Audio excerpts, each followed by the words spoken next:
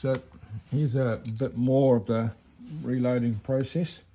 A few figures and other bits and pieces here to show you. So this is Mike's 270 round that he gave me, and I've dismantled it, and that's the case there. It's still actually primed, and the pull's been removed and the powder's there.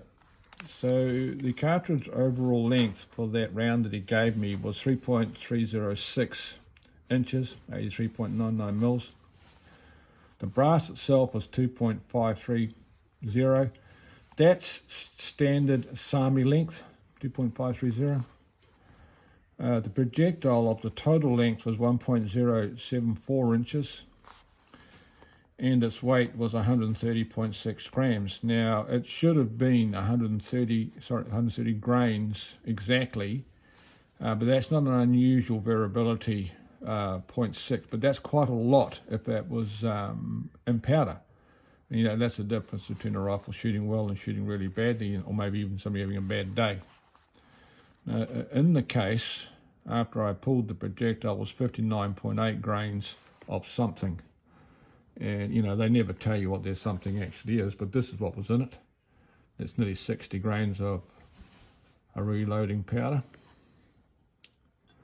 The original pill looks like this. 130 grains, lead tipped. And this is the pill that we're going to reload with. They're both 130 grains.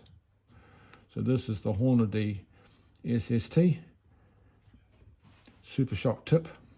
Got a little bit of a reputation as being something special and sort of medium priced. When they're loaded into Hornady ammo, the ammo becomes 90 bucks a box. And when we buy them like this singly, they're about $1 each. So I've already calculated the case volume of Mike's brass. That is, I've weighed it and I filled it, and there's another little video to have a look at that. And the volume, despite what was my hand calculations, is actually 64.12 grains. And as I said in the video, that'll be used in the calculation as basically, for want of a term, combustion space, so that we can get a fairly good prediction of what the performance will be. Now, these rounds I'm going to make for you guys will be made with this powder. This is AR2209. It's made in Australia. It's actually made by the Australian Defence Company. They make their own powders, and they're sold around the world. And they have a number of equivalent powders to Winchester and Hogden and all sorts of others. This, in fact, is the equivalent powder to Hogden H4350. And it could well have been what was loaded in that case was one of the Hogden brands, but not necessarily H4350. So the dies will be here in a day or so, and then I'll be able to deprime all of the brass. It's all been polished and it's ready to go. Prime it, or trim it and then prime it.